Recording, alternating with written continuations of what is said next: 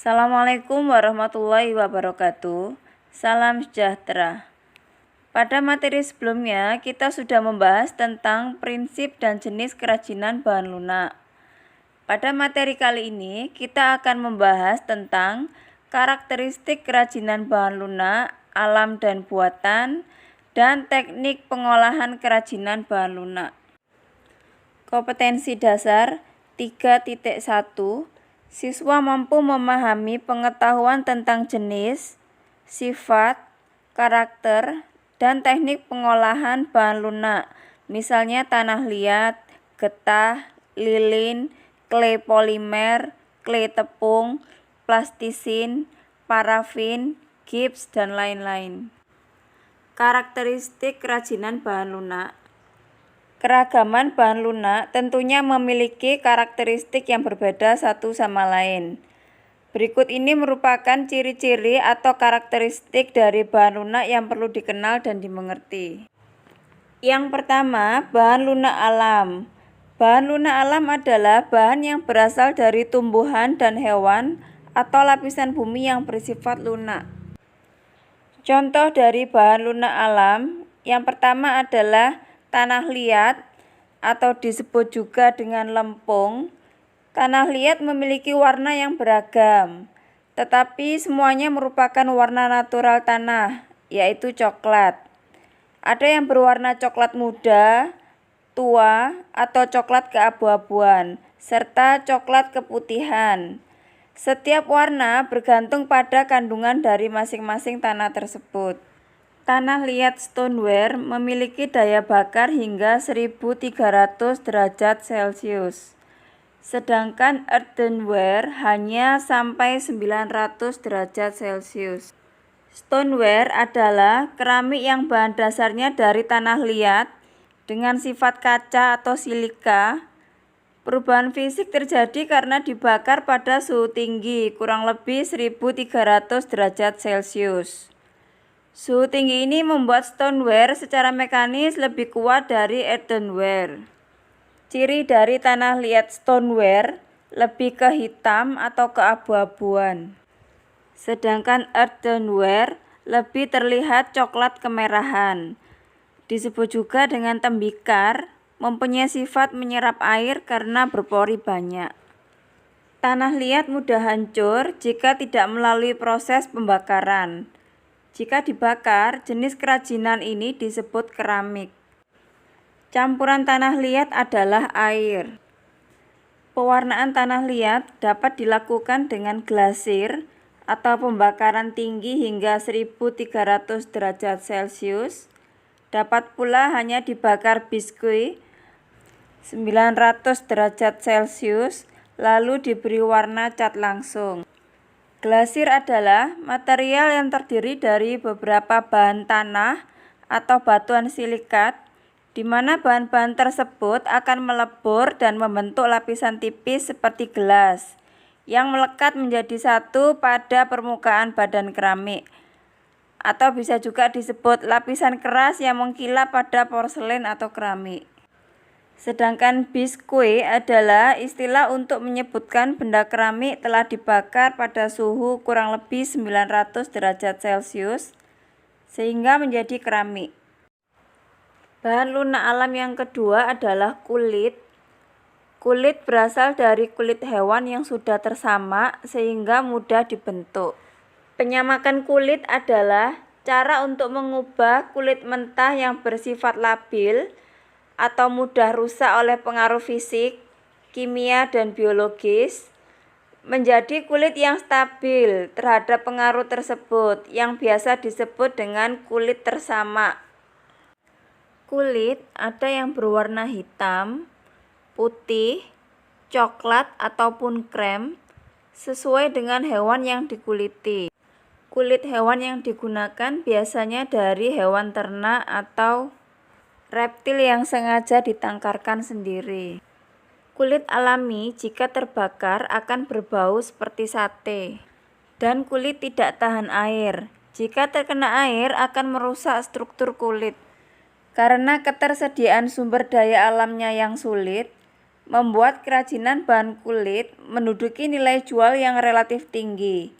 Akibatnya, banyak pengrajin kulit menduplikasi kerajinan kulit alam dengan kulit buatan atau imitasi, yang biasa disebut dengan kalep. Bahan lunak alam yang ketiga adalah getah nyatu.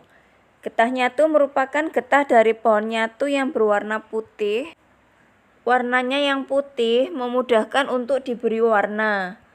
Warna yang digunakan berasal dari pewarna alam, sehingga warnanya pun natural, tidak secemerlang warna buatan. Jika ingin dibentuk, getah harus dimasak terlebih dahulu agar lunak dan elastis.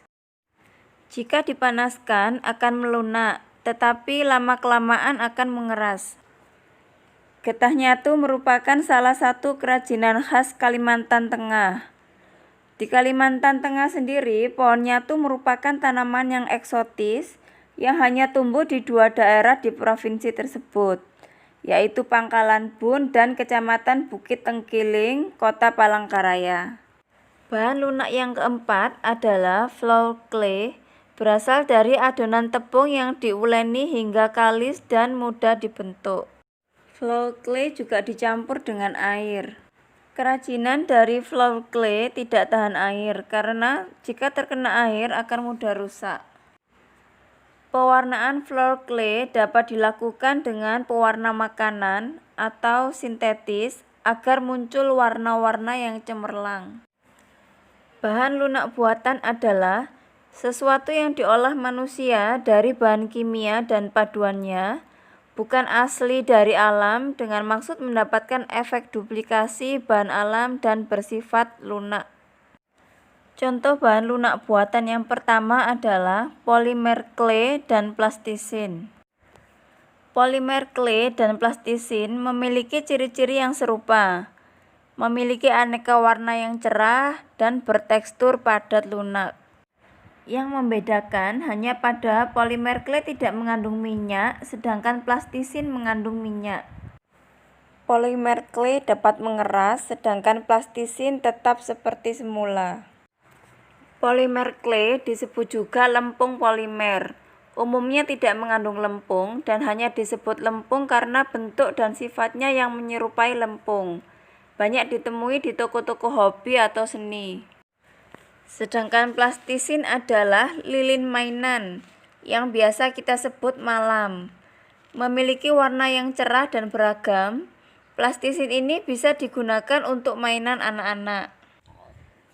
Bahan lunak buatan yang kedua adalah fiberglass atau disebut juga serat kaca atau serat gelas. Merupakan kaca cair yang ditarik menjadi serat tipis dengan garis tengah sekitar 0,005 mm sampai 0,01 mm. Fiberglass memiliki struktur cair dan jika mengering akan mengeras. Fiberglass juga dapat dibentuk ketika setengah mengeras. Kerajinan fiberglass dibuat dengan cara dicetak atau dicor. Campuran fiberglass adalah katalis. Katalis inilah yang membuat fiberglass dapat cepat mengeras. Pewarnaan fiberglass dilakukan saat masih keadaan cair maupun saat bahan mengering. Fiberglass tahan lama dan kuat. Wujudnya bening sebening kaca atau air, sehingga dapat dibentuk kerajinan yang menyerupai air. Bahan lunak buatan yang ketiga yaitu lilin dan parafin. Lilin dan parafin berwujud padat, namun jika dipanaskan akan mencair. Pengolahan kerajinan dengan bahan lilin dan parafin dilakukan dengan cara cetak atau cor. Pewarnaan dilakukan saat lilin mencair. Lilin atau parafin dapat dicampur dengan aroma pewangi tertentu untuk menambah sensasi saat digunakan. Contohnya sebagai lilin aromaterapi. Lelehan lilin atau parafin yang terbuang dapat dipanaskan dan dicetak kembali. Bahan lunak buatan yang keempat adalah gips. Wujud bahan gips adalah bubuk. Dicampur dengan air menjadi adonan yang kental. Adonan inilah yang akan mengeras jika didiamkan. Oleh karena itu, mengolah gips harus dengan cara dicor atau dicetak. Pewarnaan gips biasanya setelah produk jadi. Gips mudah pecah, sehingga harus berhati-hati saat berkarya dengan bahan ini. Bahan lunak buatan berikutnya adalah sabun. Sabun berwujud padat, sehingga dapat langsung diukir saat padat. Sabun dapat pula diparut atau dihaluskan dan dibentuk seperti floor clay. Adonan sabun yang didiamkan akan mengeras. Oleh karena itu, sabun yang sudah diparut atau dihaluskan dan sudah menjadi adonan harus disimpan dalam wadah tertutup seperti plastik atau wadah kedap agar adonan tidak mengeras. Pewarnaan sabun bisa dilakukan dengan mempertahankan warna asli sabun atau dapat pula ditambahkan pewarna makanan atau pewarna sintetis saat sabun dibuat adonan. Teknik pengolahan kerajinan bahan lunak. Beragam benda kerajinan dari bahan lunak alam dan buatan dapat diciptakan dan dibuat berdasarkan bentuk dan bahan yang digunakan. Teknik yang digunakan juga sangat bervariasi, di antaranya membentuk, mengukir, mengecor, menempel, melipat, mencetak, dan menggulung. Semuanya disesuaikan dengan jenis bahan yang digunakan, kemanfaatan, dan rancangan produk kerajinan. Demikian materi kali ini, semoga bermanfaat. Wassalamualaikum warahmatullahi wabarakatuh.